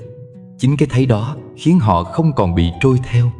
Giống như người tỉnh biết mình đang mơ, giấc mơ ấy vẫn diễn ra, nhưng không còn sức trói buộc. Thưa quý Phật tử, trong đời sống hàng ngày, ta có thể thực tập quán tâm ở bất cứ nơi đâu. Khi đang ngồi, biết mình đang ngồi. Khi đang đi, biết mình đang đi. Khi đang giận, biết mình đang giận. Khi đang buồn, biết mình đang buồn. Cái biết ấy như ngọn đèn trong đêm, chiếu sáng con đường mình đang đi. Và càng thực tập, ngọn đèn ấy càng sáng. Lúc đầu có thể ta chỉ thấy lờ mờ, nhưng dần dần ánh sáng ấy trở nên trong suốt. Đến một ngày, ta sẽ thấy tâm mình rõ, như nhìn dòng nước trong hồ. Khi ta thấy rõ tâm, ta sẽ nhận ra một điều: tâm vốn vô thường. Nó thay đổi liên tục như những đám mây trôi qua bầu trời. Cơn giận đến rồi đi, nỗi buồn đến rồi tan, niềm vui đến rồi lặng. Không có gì trong đó là ta.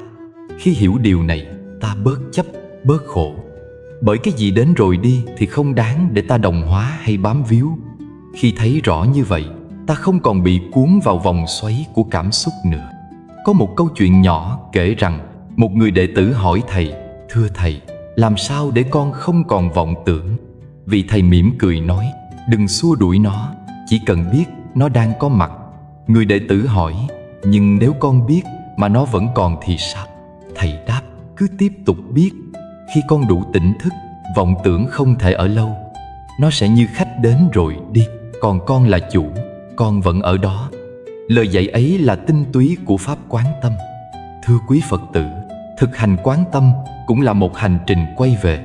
Bao lâu nay ta luôn chạy theo ngoại cảnh, tìm bình an ở bên ngoài. Nhưng bình an thật sự chỉ có khi ta thấy được tâm mình. Khi ta hiểu tâm, ta mới hiểu được nguyên nhân của khổ đau. Và khi ta hiểu nguyên nhân, khổ đau tự chấm dứt. Đức Phật dạy tất cả các pháp đều do tâm sinh. Nếu tâm an, mọi thứ đều an. Nếu tâm loạn, mọi thứ đều rối. Quán tâm chính là cách ta đưa tâm trở về chỗ yên tĩnh vốn có của nó. Trong khi thực tập, sẽ có lúc ta thấy tâm mình loạn động, tràn ngập suy nghĩ.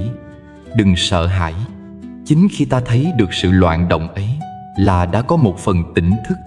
Khi tâm đang nghĩ, biết tâm đang nghĩ. Khi tâm đang không nghĩ, biết tâm đang không nghĩ. Khi tâm khởi tham, biết tâm khởi tham. Khi tâm khởi sân, biết tâm khởi sân.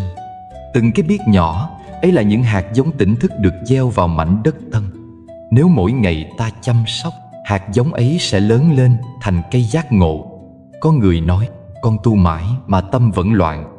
Nhưng thưa quý Phật tử, không phải tâm loạn hơn, mà là ta thấy rõ hơn. Trước đây tâm vẫn loạn như thế, chỉ là ta không thấy. Bây giờ có chánh niệm, ta thấy được nó. Cũng như căn phòng trước đây tối, không thấy bụi. Giờ thắp đèn lên, bụi hiện ra. Không phải bụi nhiều hơn, chỉ là ánh sáng mạnh hơn. Vì vậy, đừng vội nản. Hãy tiếp tục quán chiếu, tiếp tục soi sáng. Một ngày, ánh sáng ấy sẽ trở nên thuần khiết và tâm sẽ lắng trong như nước suối. Thưa quý Phật tử, quán tâm không phải là ngăn chặn dòng suy nghĩ, mà là học cách sống cùng nó trong tỉnh thức. Cũng như người ngồi bên dòng sông, không cố chặn nước lại, chỉ nhìn nó trôi. Mỗi ý nghĩ đến, ta chào nó bằng nụ cười. Mỗi cảm xúc đi, ta tiễn nó bằng hơi thở. Không còn sợ hãi, không còn bám víu, chỉ còn cái biết an nhiên, sáng suốt, tĩnh lặng. Đó là sự tự do mà không một thứ quyền lực hay tài sản nào có thể mang lại. Và khi quán tâm trở thành hơi thở tự nhiên, ta sẽ thấy rằng mọi khổ đau đều bắt đầu từ vô minh, từ sự không thấy rõ tâm mình. Một khi đã thấy rõ, thì dù cuộc đời có muôn hình vạn trạng, ta vẫn vững chãi như ngọn núi giữa gió. Lúc ấy, ta sống giữa đời nhưng không còn bị đời lôi kéo. Suy nghĩ vẫn sinh, cảm xúc vẫn đến, nhưng ta chỉ mỉm cười, vì biết rằng tất cả chỉ như mây bay trên nền trời tâm sáng trong. Thưa quý Phật tử, khi chúng ta nói đến hai chữ từ bi, nhiều người nghĩ đó là điều gì xa xôi, chỉ có trong kinh sách. Nhưng thật ra, từ bi chính là dòng nước mát có sẵn trong tâm mỗi người. Chỉ vì lớp bụi phiền não, lớp rêu vọng tưởng bám lâu ngày mà ta quên mất. Một tâm hồn đầy thương yêu không còn chỗ cho những ý nghĩ tiêu cực, bởi nơi nào có ánh sáng, nơi đó không còn bóng tối. Khi ta bắt đầu nuôi dưỡng lòng từ bi, tự nhiên những suy nghĩ hại mình, hại người sẽ lặng dần như mặt hồ thôi gợn sóng. Trong kinh, Đức Phật dạy về pháp từ bi quán. Ngài dạy ta khởi đầu bằng câu: cầu cho tôi được an lành, cầu cho người được an lành. Khi ta thở vào và khởi niệm ấy, tâm liền được tưới tẩm bằng năng lượng dịu dàng, như một làn gió lành thổi qua vùng khô hạn. Mỗi lần ta thực tập, tâm thương yêu trong ta được lớn thêm một chút, và những hạt giống giận hờn, sợ hãi, ganh ghét sẽ yếu đi. Thưa quý Phật tử, người có tâm từ bi không phải là người không có khổ đau, nhưng họ biết ôm lấy khổ đau bằng tình thương. Giống như người mẹ ôm đứa con đang khóc, không xua đuổi, không trách mắng, chỉ ôm trọn trong vòng tay ấm áp. Chính hơi ấm ấy làm tan chảy cơn đau. Từ bi cũng như thế, không xua đuổi những ý nghĩ tiêu cực, mà là nhận biết và chuyển hóa chúng bằng ánh sáng hiểu biết và thương yêu.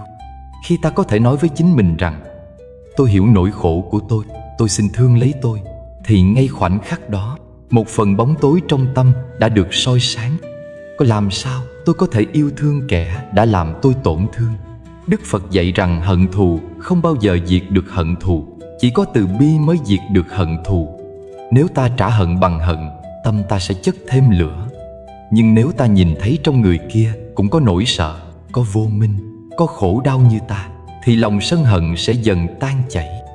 Khi đó, sự tha thứ không phải là yếu đuối, mà là sức mạnh lớn lao nhất của một người đã tỉnh thức. Trong đời sống hàng ngày, nuôi dưỡng tâm từ bi không phải là chuyện khó, chỉ cần ta chịu quay về chính mình trong từng việc nhỏ. Khi thấy ai đang bực dọc, ta không cần tranh cãi, chỉ cần thở nhẹ và khởi tâm thương, mong người này bớt khổ. Khi thấy ai đang buồn, Chỉ cần khởi tâm, mong họ tìm lại được niềm vui. Tâm niệm ấy tuy nhỏ, nhưng năng lượng của nó rất lớn. Mỗi niệm từ bi sinh ra là một niệm khổ đau tan biến. Quý Phật tử thấy đó, khi ta sống bằng lòng thương, tự nhiên ta không còn bị cuốn vào những suy nghĩ tiêu cực nữa. Vì người có từ bi, không còn chỗ cho sự ganh ghét, không còn nhu cầu chứng minh mình đúng, không còn muốn làm tổn thương ai để thỏa mãn cái tôi nhỏ bé. Họ hiểu rằng trong thế gian này, ai cũng đang chịu khổ theo cách riêng của mình. Vì vậy, điều duy nhất ta nên làm là góp thêm một chút dịu dàng, một chút hiểu biết cho đời bớt khổ. Có một câu chuyện cổ kể rằng, một vị thiền sư đang đi trên đường, gặp một người nông dân than thở rằng cuộc đời toàn là người ác, làm sao mà sống nổi. Thiền sư mỉm cười, đưa cho ông một ngọn đèn và bảo: con hãy cầm ngọn đèn này mà đi. Ở đâu tối, con hãy thắp sáng, chứ đừng ngồi trách bóng tối. Người nông dân ngộ ra, cúi đầu cảm tạ: thưa quý Phật tử, tâm từ bi cũng chính là ngọn đèn ấy. Khi lòng ta có ánh sáng, dù xung quanh tối mịt, ta vẫn thấy đường mà đi. Trong thực tập, quý Phật tử có thể mỗi ngày dành vài phút để quán niệm từ bi. Ngồi yên, thở nhẹ, rồi khởi lên trong tâm: cầu cho tôi được an lành, cầu cho cha mẹ được an lành, cầu cho những người thân, người ghét tôi và cả những chúng sinh tôi không quen biết, tất cả đều được an lành. Khi lời nguyện ấy được khởi từ trái tim chân thật, nó sẽ trở thành dòng năng lượng lan tỏa ra khắp nơi. Trước hết là tưới tẩm chính tâm hồn ta. Ta thấy mình dịu hơn, nhẹ hơn và bao dung hơn với cả cuộc đời.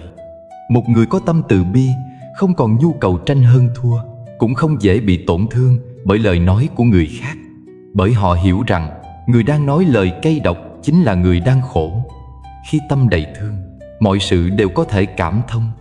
Người như thế đi giữa đời mà không bị đời cuốn đi, vì lòng họ đã là nơi an trú.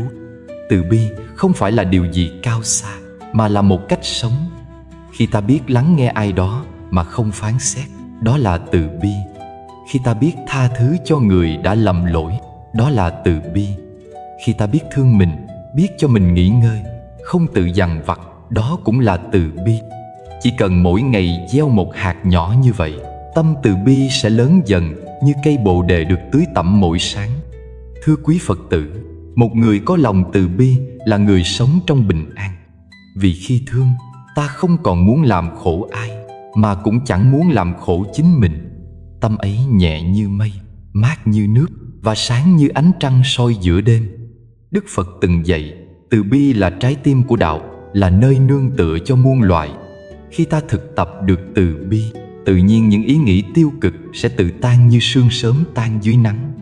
Nếu một ngày nào đó tâm ta vẫn còn phiền não, vẫn còn sân giận, thì cũng đừng trách. Hãy mỉm cười, thở nhẹ và nói với chính mình: tôi sẽ bắt đầu lại bằng một niệm từ bi.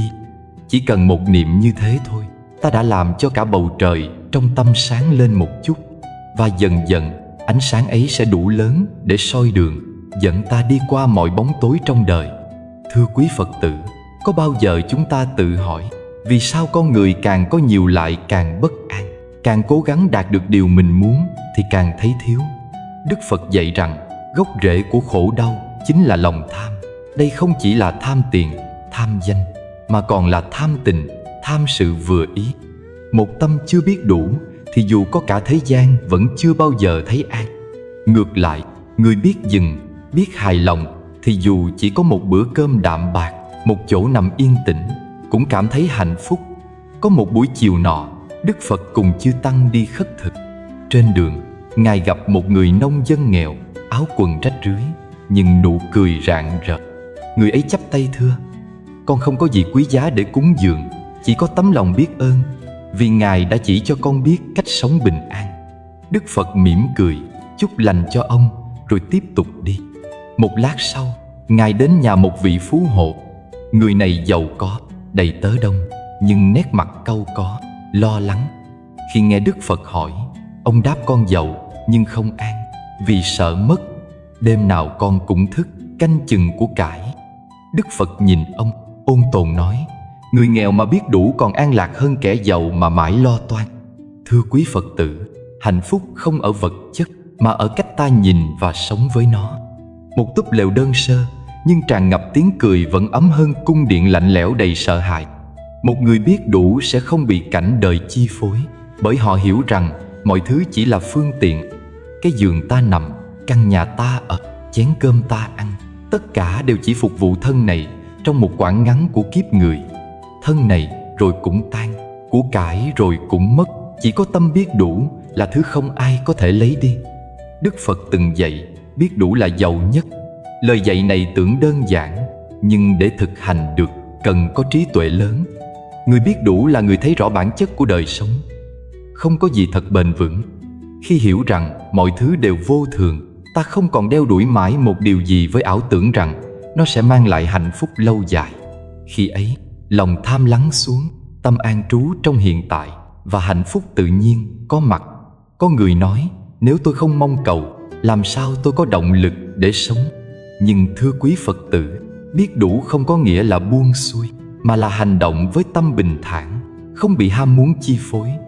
Người biết đủ vẫn làm việc, vẫn phấn đấu, nhưng họ làm với niềm vui, không với nỗi sợ. Họ hiểu rằng kết quả chỉ là một phần, quan trọng là tâm mình trong quá trình đó có bình an hay không. Trong thế giới hôm nay, con người đang bị cuốn vào guồng xoáy của hơn thua. Ai cũng muốn nhiều hơn một chút, như nhiều tiền hơn, nhiều danh hơn, nhiều quyền hơn. Nhưng mấy ai thấy rằng càng nhiều, gánh nặng càng lớn. Một chiếc thuyền chở quá tải thì dễ chìm. Cũng vậy, một tâm chất đầy mong cầu thì khó mà an. Khi ta buông bớt, thuyền đời nhẹ lại, sóng gió cũng tự yên. Tôi nhớ có một câu chuyện thiền rất sâu sắc. Một vị sư đến thăm nhà một người giàu có. Người này khoe đủ thứ báu vật, vàng bạc, ngọc ngà. Sư chỉ mỉm cười, rồi nhìn ra ngoài vườn. Thấy cây chuối trĩu nặng trái. Ngài nói khi chuối còn non, cây đứng thẳng. Khi chuối đầy quả, cây cúi xuống. Con người cũng vậy, càng có, càng nên biết cúi đầu, biết bớt mong cầu. Vì nếu không, gió đời chỉ cần thổi nhẹ, cây sẽ gãy. Người biết đủ luôn khiêm nhường, bởi họ hiểu giá trị thật không nằm trong vật chất, mà trong sự bình an của tâm. Thưa quý Phật tử, hãy thử quan sát quanh mình. Có người nghèo nhưng miệng luôn cười, có người giàu mà mắt lúc nào cũng đầy lo. Người nghèo kia tuy không có nhiều, nhưng tâm họ rỗng rang, không nặng gánh. Người giàu kia dù có đủ đầy, nhưng tâm bị cột chặt vào sợ mất, sợ không hơn người khác. Rốt cuộc, ai mới thật sự hạnh phúc? Câu trả lời rất rõ. Người có tâm an là người giàu nhất. Chúng ta có thể sống đơn giản mà vẫn thanh cao. Ăn một bữa cơm chay, nghe tiếng gió thổi, ngắm ánh chiều tà cũng là niềm hạnh phúc. Bớt mong cầu không làm đời ta nghèo đi, mà khiến lòng ta phong phú hơn. Vì khi tâm không còn bị chi phối bởi ham muốn, ta có thể tận hưởng từng khoảnh khắc bình dị nhất, như tiếng chim hót, hơi thở nhẹ, nụ cười của một người thân. Sống đơn giản cũng là cách quay về với tự nhiên. Đức Phật không dạy ta chạy trốn cuộc đời, mà dạy ta sống giữa đời với tâm an. Người sống đơn giản không phải là người thiếu thốn, mà là người hiểu rằng mình đã có đủ. Họ không bị quảng cáo, danh vọng hay ánh hào nhoáng của thế gian làm mê mờ. Họ biết đâu là nhu cầu thật, đâu là sự tô vẽ của cái tôi. Và chính vì vậy, họ tự do. Trong từng hơi thở, quý Phật tử có thể quán niệm: tôi đang còn sống, đang còn được thở, đang còn được nhìn thấy người thân, còn được nghe tiếng chim. Thế là đủ. Mỗi khi ta khởi được niệm thế là đủ, tâm liền mát dịu. Còn nếu lúc nào cũng nghĩ chưa đủ, thì dù có thêm bao nhiêu, ta vẫn thiếu. Biết đủ không chỉ là một triết lý, mà là nghệ thuật sống. Người biết đủ không dễ bị ngoại cảnh lay động. Họ có thể sống giữa phố thị ồn ào mà vẫn giữ được tĩnh lặng trong lòng, bởi họ không để tâm mình chạy theo những thứ bên ngoài. Họ đã học được cách quay về, lắng nghe chính mình và mỉm cười với những gì đang có. Thưa quý Phật tử, đời sống vốn ngắn ngủi. Bao nhiêu người đến cuối cùng mới nhận ra tất cả của cải, danh vọng, tranh giành, tất cả đều không mang theo được. Thứ còn lại chỉ là những giây phút ta từng bình an, từng biết đủ, từng sống với lòng biết ơn. Cho nên, hãy tập dừng lại, tập mỉm cười, tập nói với chính mình: tôi đã có đủ rồi. Khi ấy, tâm ta sẽ trở về với sự an ổn nguyên sơ, nhẹ như mây, sáng như trăng, không còn bị cuốn vào sóng đời. Và cũng từ đó ta mới thật sự giàu, là giàu trong tâm, giàu trong bình an, giàu trong sự tự do khỏi những đòi hỏi không bao giờ kết thúc. Đức Phật gọi đó là cái giàu của người giác ngộ, cái giàu không thể bị lấy mất, vì nó không nằm trong túi áo, mà nằm trong trái tim đã biết đủ. Thưa quý Phật tử, suốt bao kiếp trôi lăn, chúng ta luôn mải mê tìm cầu an lạc ở bên ngoài. Người thì tin rằng khi có đủ tiền, đủ danh, đủ tình, tâm mới yên. Người khác lại mong thoát khổ bằng cách rời xa cuộc đời, tránh mọi va chạm. Nhưng dù đi đâu, ta vẫn mang theo tâm mình. Nếu tâm chưa an, thì ở núi sâu hay giữa phố thị, ta vẫn khổ. Chính vì vậy, Đức Phật dạy, hành thiền không phải để trốn đời, mà là để nhìn thấy rõ chính mình, để nhận ra gốc rễ của bất an và học cách trở về an trú, nơi tâm sáng suốt, tự do. Thiền không phải là một điều huyền bí hay xa xôi, mà là một cách sống tỉnh thức trong từng giây phút. Khi ta ngồi thiền, không phải là ta tìm cách dẹp bỏ mọi ý nghĩ, mà là thấy rõ từng ý nghĩ đang sinh khởi. Khi ta đi, ta biết mình đang đi. Khi ta ăn, ta biết mình đang ăn. Khi ta nói, ta biết mình đang nói. Đó là thiền trong đời sống, là thiền giữa chợ đời, chứ không phải thiền trong cô lập. Đức Phật từng dạy rằng, người hành thiền giữa đời, tâm họ tĩnh như mặt hồ giữa gió. Có người hỏi, thưa Thầy, con ngồi thiền, nhưng tâm vẫn nghĩ lung tung, vậy có phải con thất bại không? Thầy thường nói, không đâu, con chỉ cần biết mình đang nghĩ là con đã bắt đầu tỉnh. Bản chất của thiền không phải là dừng suy nghĩ, mà là soi sáng nó. Khi ánh sáng chánh niệm chiếu vào, bóng tối của vọng tưởng tự tan. Giống như ta không cần xua đuổi bóng tối, chỉ cần thắp lên một ngọn đèn. Thưa quý Phật tử, hành thiền là một nghệ thuật quay về. Khi ngồi xuống, ta không còn chạy theo công việc, không còn bị kéo bởi quá khứ hay lo lắng tương lai.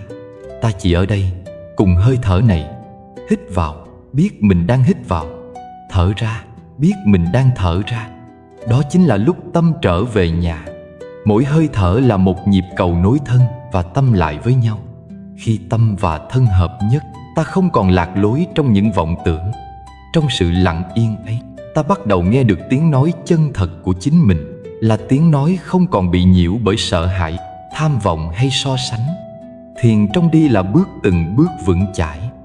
Khi đi, không cần đi nhanh, không cần tới đâu, chỉ cần cảm nhận bàn chân chạm đất, hơi thở hòa cùng bước chân. Mỗi bước chân là một lời khẳng định rằng ta đang sống, đang có mặt thật sự. Trong từng bước như thế, bao lo toan tan biến, chỉ còn lại sự bình yên sâu thẳm. Thiền trong ăn là thưởng thức từng muỗng cơm bằng tất cả sự biết ơn. Biết rằng hạt cơm này là kết tinh của mưa, của đất, của công người gieo trồng, của vạn duyên hội tụ. Khi ăn trong chánh niệm, ta không ăn trong vội vã hay phân tâm, mà ăn trong sự trân trọng. Một bữa ăn như thế không chỉ nuôi thân, mà còn nuôi tâm. Thiền trong nói là nói bằng chánh niệm. Trước khi nói, ta dừng lại một chút để xem lời này có nuôi dưỡng hay làm tổn thương. Nói với lòng từ bi, với sự thấu hiểu, thì lời nói trở thành pháp lành, là cầu nối giúp người và mình cùng an. Ngược lại, lời thiếu chánh niệm dễ thành dao, làm đứt sợi dây nhân duyên. Thiền trong nói giúp ta học cách im lặng đúng lúc và nói đúng điều cần nói. Thiền trong nghe là lắng nghe bằng tâm không phán xét. Khi ai đó nói, ta nghe để hiểu, không nghe để phản bác. Khi nghe tiếng gió, tiếng chim, tiếng mưa, ta biết rằng tất cả đang cùng ta thở, cùng ta sống. Trong sự lắng nghe trọn vẹn ấy, lòng tự nhiên mở ra và ta cảm được sự sống đang mầu nhiệm thế nào. Thưa quý Phật tử, hành thiền không chỉ là ngồi xếp chân hay niệm Phật trong tĩnh lặng. Thiền là thái độ sống, là khả năng có mặt trọn vẹn trong từng giây phút. Người biết hành thiền là người biết sống. Họ không để tâm mình bị kéo đi bởi dòng đời. Họ có thể làm việc giữa chợ, chăm con, nấu cơm, lái xe, nhưng tâm vẫn sáng, vẫn nhẹ, vẫn tự tại. Đó chính là thiền trong hành động là khi mọi việc đời thường trở thành pháp tu. Một khi tâm an, trí tuệ tự nhiên sinh khởi. Khi trí sáng, ta nhìn mọi việc rõ ràng, không còn bị phiền não chi phối. Lúc ấy, lòng từ bi tự nhiên trào dâng, vì ta thấy mọi người đều đang khổ, đang lạc trong chính tâm họ. Khi hiểu, ta thương. Khi thương, ta không còn giận. Khi tâm đã yên, thế gian này không còn là nơi để trốn, mà là nơi để yêu thương và sống sâu sắc từng giây. Thiền không biến ta thành ai khác, mà giúp ta trở về là chính mình, như trong sáng, hiền lành, đầy yêu thương. Càng thiền, ta càng thấy rằng mọi khổ đau đều bắt đầu từ việc quên mất mình đang sống. Và mỗi khi ta nhớ lại, ta thở, ta biết mình đang thở, ta đã bước một bước dài trên con đường giải thoát. Nhiều người sợ thiền là khô khan, nhưng thiền thật ra là niềm vui lớn. Niềm vui ấy đến từ việc thấy rõ rằng ta không cần gì nhiều để hạnh phúc. Chỉ cần một hơi thở bình an, một tách trà trong buổi sáng, một tâm hồn biết dừng lại. Đó là niềm vui của người đã thôi tìm kiếm, người đã trở về. Thưa quý Phật tử, hành thiền không phải để thành Phật ở tương lai, mà là để sống như một vị Phật trong hiện tại. Mỗi khi tâm ta an trú, mỗi khi lòng ta mở ra, đó chính là giây phút Phật đang có mặt trong ta. Đức Phật không ở đâu xa, Ngài ở trong từng hơi thở, từng bước chân, từng nụ cười của chánh niệm. Vì vậy, hãy bắt đầu từ bây giờ.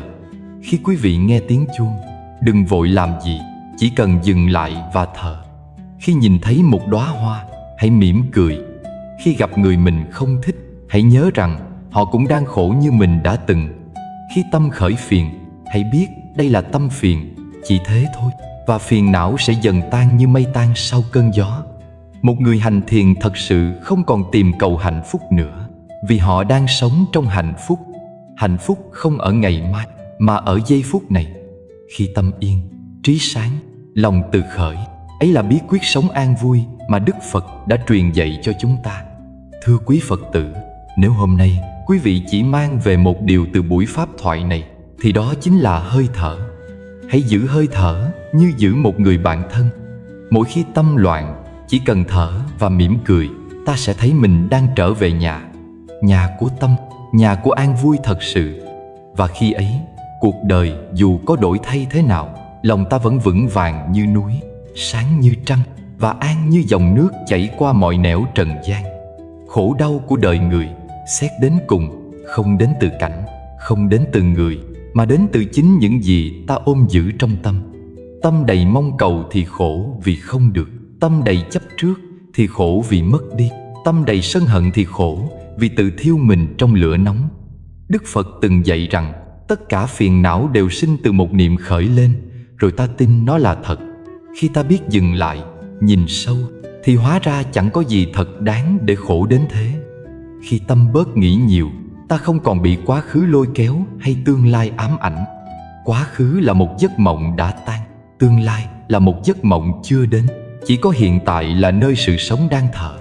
Người khéo sống là người biết trở về với từng hơi thở, từng bước chân, từng cái nhìn đầy tỉnh thức. Khi ta ăn, chỉ ăn thôi. Khi ta đi, chỉ đi thôi. Khi ta thở, chỉ thở thôi. Trong cái đơn giản ấy, bình an bắt đầu nảy nở như một mầm non trong nắng sớm.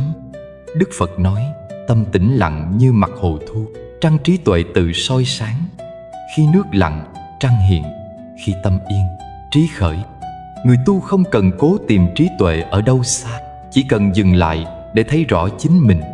Mọi câu trả lời đều đã nằm trong sự im lặng sâu thẳm của tâm. Trong im lặng đó, ta thấy rõ khổ đau, thấy rõ nguyên nhân của khổ, và thấy con đường đi ra khỏi khổ. Hãy thử mỗi ngày dành vài phút lắng nghe hơi thở. Hơi thở vào, biết mình đang thở vào. Hơi thở ra, biết mình đang thở ra. Lúc ấy, tâm và thân trở thành một. Dòng suy nghĩ vẫn đến, nhưng ta không còn chạy theo nó. Giống như người đứng bên bờ sông, nhìn dòng nước chảy qua mà không nhảy xuống. Chỉ thế thôi, tâm đã bình, lòng đã yên. Bớt nghĩ, bớt lo, bớt so sánh. Đây chỉ đơn giản là sống trọn vẹn với giây phút này. Đừng đợi đến khi mất mới biết quý. Đừng chờ đến khi mệt mới muốn dừng. Mỗi khoảnh khắc hiện tại đều là một đóa hoa đang nở. Nếu ta biết dừng lại và nhìn sâu, ta sẽ thấy hạnh phúc không ở đâu khác ngoài nơi ta đang đứng. Có những người đi hết cuộc đời chỉ để tìm một nơi bình yên, rồi cuối cùng mới nhận ra nơi bình yên ấy chưa từng rời khỏi mình. Nó chỉ bị che khuất bởi những lớp bụi của tham, sân, si, lo, sợ và mong cầu. Khi ta biết lau đi những lớp bụi ấy bằng hơi thở chánh niệm, bằng lòng biết đủ, bằng sự từ bi, thì tâm tự nhiên sáng lên. Sống giữa đời, ai cũng có khổ riêng, nhưng người biết tu là người không để khổ làm mờ mắt. Họ học cách nhìn khổ như thầy, vì chính nhờ khổ mà tâm được luyện, trí được mở. Cũng như sen mọc từ bùn mà vẫn tinh khiết, người sống giữa đời mà không dính mắc mới thật là người tự do. An vui không đến từ việc ta có nhiều, mà từ việc ta cần ít. Không đến từ việc người khác đối tốt, mà từ việc ta giữ được lòng tốt. Không đến từ bên ngoài, mà từ chính nội tâm tĩnh lặng bên trong. Khi ta học được cách mỉm cười dù giữa bão giông, ấy là dấu hiệu của trí tuệ đã trổ hoa. Cuộc đời vốn ngắn, mà ta lại dành quá nhiều thời gian để giận, để buồn, để so đo hơn thua. Thử nghĩ xem, nếu chỉ còn một ngày để sống, ta sẽ vẫn chấp một lời nói, một ánh nhìn, một chuyện cũ hay không? Chắc chắn là không. Vậy thì tại sao phải đợi đến mai mới tha thứ, mới buông bỏ, mới mỉm cười? Bình an không chờ ta sẵn sàng, mà chỉ đến khi ta dám buông. Từ trong sâu thẳm, ai cũng muốn được yêu thương, được hiểu, được bình yên. Nhưng ít ai nhận ra rằng chính khi ta trao đi lòng từ, ta mới thật sự nhận lại an vui. Hãy khởi tâm lành, nghĩ điều thiện, nói lời ái ngược, làm việc giúp người. Mỗi việc nhỏ như một giọt nước, dần dần đầy lên, thành hồ tĩnh lặng soi trăng. Nguyện cho tất cả quý Phật tử, dù ở đâu, dù đang làm gì, cũng luôn giữ được tâm bình, trí sáng, lòng từ rộng mở. Để mỗi ngày trôi qua không vô ích, mỗi hơi thở đều là một cơ hội để sống sâu, sống thật. Khi ấy, dù đời vẫn có sóng gió, ta vẫn an nhiên như con thuyền vững giữa đại dương. Nếu cảm thấy những lời này giúp bạn bình tâm hơn, xin hãy đăng ký kênh Cổ Nhân Xưa để cùng nhau nuôi dưỡng chánh niệm, cùng nhau gieo hạt lành vào cuộc sống. Một lời dạy nhỏ, một phút tĩnh lặng, đôi khi đủ để thay đổi cả một đời người. Nguyện cho tất cả chúng ta đều tìm thấy ánh sáng của Phật Pháp trong từng hơi thở, trong từng bước chân, trong từng khoảnh khắc đang sống. Để mỗi sớm mai thức dậy, ta biết ơn vì vẫn còn được thở, còn được yêu, còn được học cách an vui giữa đời này. Nam Mô A Di Đà Phật.